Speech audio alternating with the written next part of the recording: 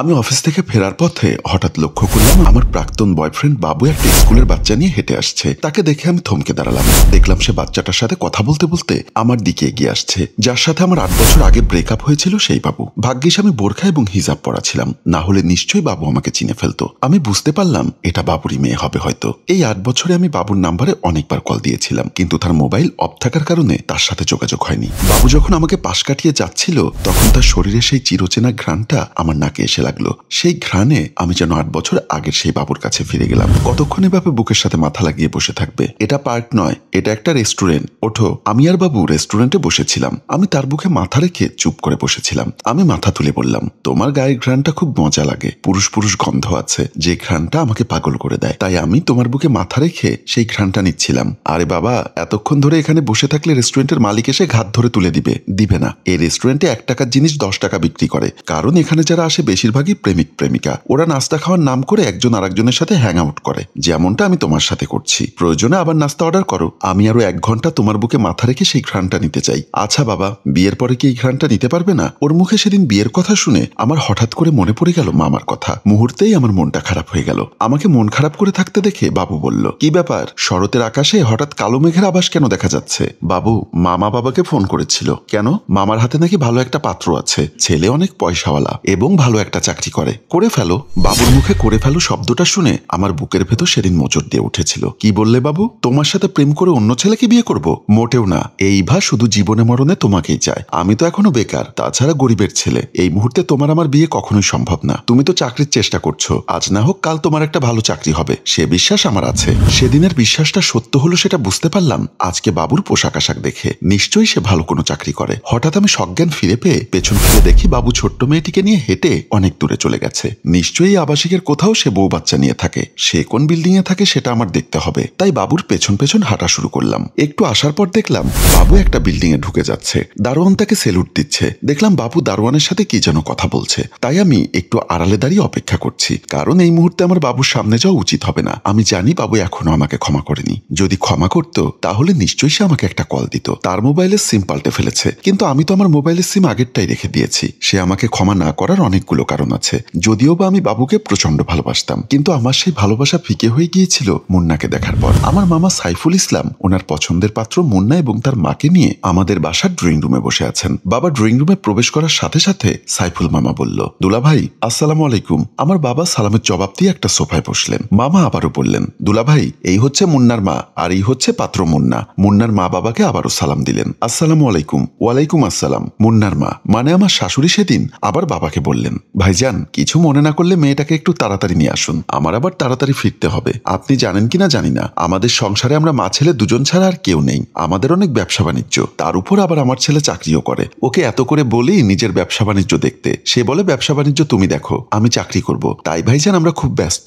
যদি পারেন মামুনিকে আনলে আমাদের পছন্দ হলে আমরা আংটিটা পরিয়ে বিয়ের দিনক্ষণ ঠিক করে চলে যাব। ওনার এমন কথা শুনে বাবা বলল, সাইফুল তুমি রুমের ভেতরে গিয়ে তোমার ভাগ্নিকে নিয়ে এসো। বাবার এমন কথা শুনে মামা বুঝতে পেরেছিল কোনো একটা সমস্যা আছে, কারণ মামা আমার আর বাবুর সম্পর্কের কথাটা জানতো। বাবু বেকার ছিল বলে মামা রাজি ছিল না। তাই সাইফুল মামা আমাকে নেওয়ার জন্য আমার রুমের দিকে আসলো। উনি রুমে এসে দেখলেন আমি খাটের উপর উবুড় হয়ে কোলবালিশ বুকে জড়িয়ে কাঁদছি। সত্যি কথা বলতে সেদিন আমার এই কান্না ছিল বাবুর জন্য। আমি যখন রুমে কাঁদছিলাম তখন মামা এসে আমার কাঁধে হাত রাখতেই মামাকে বললাম, মামা তুমি ভালো করেই জানো বাবুর সাথে আমার সম্পর্ক রয়েছে, তুমি আবার কোন আক্কেলে বিয়ের জন্য ছেলে নিয়ে এসেছো। আমার কথা শুনে সাইফুল মামা বলল, শোন রে মা, সব বাবা মা তার সন্তানের ভালোই চায়। আমার বোন যেহেতু বেঁচে নেই তাই তোর উপর আমারও একটা দায়িত্ব রয়েছে। একজন মামা হিসাবে তার একমাত্র ভাগ্নিকে তো কোনো বেকারের হাতে তুলে দিতে পারি না। মামা, বাবু মাস্টার্স পাশ করা একটা ছেলে, আজ সে বেকার হতে পারে, কাল সে ভালো কোনো চাকরি পাবে, সেটা আমি নিশ্চিত। ভালো চাকরি পেতে পারে, আবার নাও তো পেতে পারে। তাই একজন মামা হিসাবে তোকে অনিশ্চিত ভবিষ্যতে ঠেলে দিতে পারি না। আমার কথাটা শোন মা, প্রেম ভালোবাসা হচ্ছে মিথ্যা আবেগ। এই আবেগে গা ভাসিয়ে তোর জীবনটা শেষ করে দিস না মা।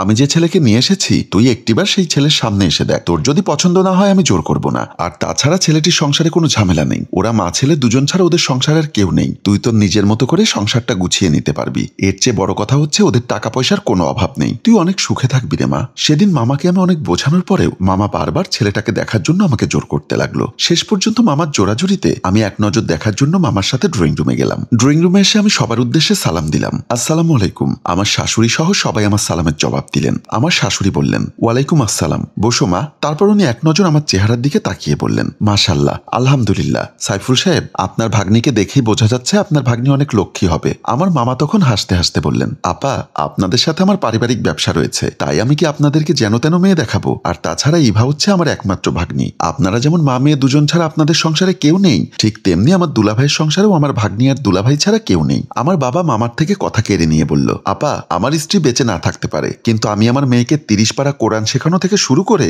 লেখাপড়া, রান্নাবান্না, আদব কায়দা সবকিছু শিখিয়েছি। আশা করি আমার মেয়ে আপনাদের সংসারে লক্ষ্মী হয়ে থাকবে। বাবার কথা শুনে আমার হবু শাশুড়ি ওনার পাশে বসা ছেলেটিকে বলল, মুন্না, দেখ তো মেয়ে তোর পছন্দ হয়েছে কিনা। মায়ের মুখের কথা শুনে মুন্না যখন আমার দিকে তাকালো, তখন আমি মাথা নিচু করে বসে বসে বাবুর কথা ভাবছিলাম। মুন্না আমার দিকে এক নজর তাকিয়ে বলল, আলহামদুলিল্লাহ মা, মেয়ে আমার পছন্দ হয়েছে। মুন্নার এমন মায়াবী কণ্ঠ শুনে আমি হঠাৎ চমকে উঠি। আমি মুন্নার দিকে এক পলক তাকাতেই মুন্নাও আমার দিকে এক পলক তাকালো। সত্যি কথা বলতে তখনই আমি মুন্নার চোখে চোখে তাকিয়ে কেমন যেন হয়ে গেলাম। মুন্নার চোখের ভেতরে আমি বাবুকে হারিয়ে ফেললাম। আমি অপলকে মুন্নার চোখের দিকে তাকিয়ে আছি, মুন্নাও আমার চোখের দিকে তাকিয়েছিল। সেদিন আমি বুঝতে পেরেছিলাম মুন্নার চোখের পানে বাবুর ভালোবাসা হারিয়ে যাচ্ছিল। এখানে শুধু যে মুন্না খুব বেশি স্মার্ট বা হাইফাই সুদর্শন ছেলে বলে আমি বাবুকে ভুলে যাচ্ছি তা কিন্তু না। মুন্নারা সলভেন্ট ফ্যামিলি, অনেক টাকা পয়সার মালিক। সে বিষয়টাও হয়তোবা আমার মন থেকে বাবুকে দূরে সরিয়ে দিচ্ছিল। নিশ্চিত ভবিষ্যৎ কে না চায়। সেদিন আমি বুঝতে পেরেছিলাম মানুষ অনেক দিনের ভালোবাসা কেন এক নিমেষে ভুলে যায়। বাবুর সাথে আমার এতদিনের প্রেম, কিন্তু তার ভবিষ্যৎ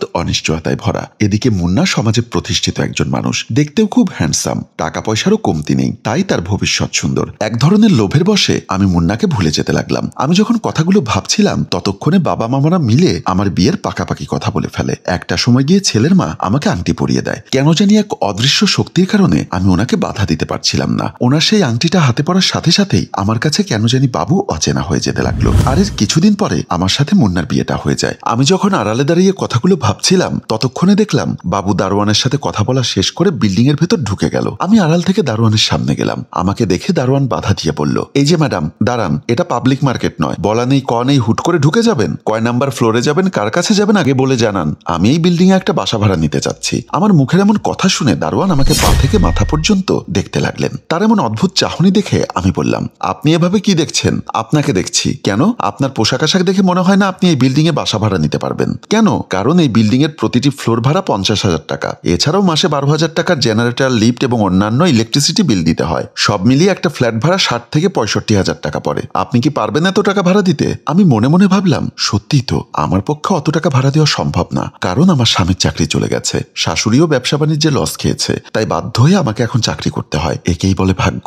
যে বাবু গরিব ছিল বলে তাকে আমি বিয়ে করিনি বড়লোক মুন্নাকে পেয়ে, আজ সেই বড়লোক মুন্না গরিব হয়ে গেল, আর বাবু এরকম হাই ফাই ভবনে থাকে। এর জন্যই মানুষ বলে নিয়তি কখন কোথায় কাকে দাঁড় করিয়ে দেয় সেটা কেউ বলতে পারে না। আমাকে চুপচাপ থাকতে দেখে দারোয়ান আবার বলল, বাসা ভাড়া শুনে টাসকি খেয়ে গেলেন? আমি স্বাভাবিক হয়ে পড়লাম, কিছুটা। আচ্ছা, একটু আগে যিনি বাচ্চা নিয়ে ঢুকলো ওনার নামটা কি? আপনি বাবু স্যারের কথা বলছেন? হ্যাঁ, উনি হচ্ছে এই বিল্ডিং এর মালিক। কথাটা শুনে আমি আরো বেশি অবাক হলাম। হায় রে নিয়তি, উন্নত জীবনযাপন করার আশায় যে বাবুকে আমি একদিন ছেড়ে দিয়েছিলাম, আজ সেই বাবু কোথায় আর আমি কোথায়? এমন সময় দারোয়ান বলল, ম্যাডাম, আপনি দয়া করে চলে যান, কিছুক্ষণের মধ্যেই বাবু স্যারের স্ত্রীর গাড়ি আসবে। উনি এসে যদি দেখে আমি আপনার সাথে দাঁড়িয়ে কথা বলছি তাহলে আমার চাকরিটা যাবে। আমি প্রশ্ন করলাম, বাবু স্যারের স্ত্রী কি করেন? উনি এক্সিকিউটিভ ম্যাজিস্ট্রেট। বাবুর স্ত্রী ম্যাজিস্ট্রেট শুনে আমি আরো বেশি অবাক হলাম। যে আমি এক সময় ভাবতাম বাবুর সাথে প্রেম করে আমি বাবুকে করুণা করছি, সেই আমার অবস্থান কই, আর এই সমাজে বাবুর বউয়ের অবস্থান কই? প্লিজ ম্যাডাম, আপনি একটু তাড়াতাড়ি সাইড হয়ে যান, ওই তো দেখা যাচ্ছে ম্যাডামের গাড়ি আসছে। সিকিউরিটির মুখে এমন কথা শুনে আমি আর দাঁড়িয়ে থাকলাম না, কারণ আমি জানি বাবুর বউকে দেখলে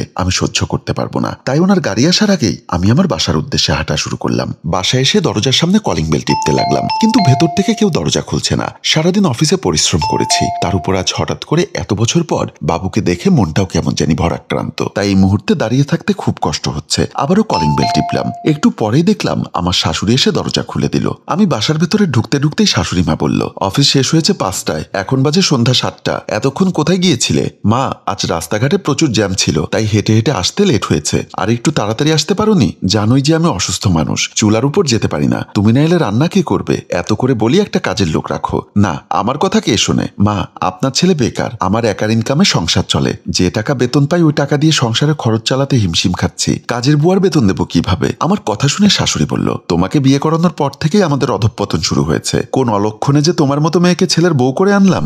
বলেই উনি চলে গেল। শাশুড়ি মায়ের এমন আচরণে আমার আবার বাবুর কথা মনে করিয়ে দিল। ভবিষ্যৎ নিশ্চয়তার কথা চিন্তা করে ভালোবাসার মানুষকে ত্যাগ করে পয়সাওয়ালা ছেলেকে বিয়ে করে আজ আমার এই অবস্থা। কপালের দোষ কাকে দিব? তাই নিজের রুমের দিকে চলে গেলাম। নিজের রুমে এসে দেখি দেখি মুন্না শুয়ে আছে। আমাকে দেখে বলল, অফিস থেকে আসতে এতক্ষণ লেট করলে কেন? নাঙ্গের সাথে দেখা করতে গিয়েছিলে? মুন্নার মুখে এমন কথা শুনে একটু মৃদু হাসলাম। এটা সে প্রতিনিয়তই বলে। এত করে চেষ্টা করি ওর মনের মতো করে চলতে, সংসারটা সুখের রাখার জন্য রাত দিন খেটে যাচ্ছি, অথচ বাসায় এসে যখন স্বামী এবং শাশুড়ির মুখে এসব কথা শুনি তখনই মন বলে নিজের দোষে এবং লোভে ভালোবাসার মানুষকে ছেড়ে আত্মীয় স্বজনের কথা মতো ভালো ছেলেকে বিয়ে করে আজ আমার এই গতি। তার কথা জবাব দিচ্ছি না বলে সে একাধারে বকে যাচ্ছে, আর আমি আমার পোশাক চেঞ্জ করতে লাগলাম। হ্যালো ভিউয়ার্স, আমরা একটু সুখের আশায় ভালোবাসার মানুষগুলোকে কষ্ট দেই, কিন্তু সেই সুখ কি আমরা পাই? সেই বিচারের দায়িত্ব তুলে দিলাম আপনাদের হাতে। গল্পটি কেমন লেগেছে কমেন্ট করে জানান, আর ভালো লাগলে শেয়ার করে দেওয়ার অনুরোধ রইল। ধন্যবাদ।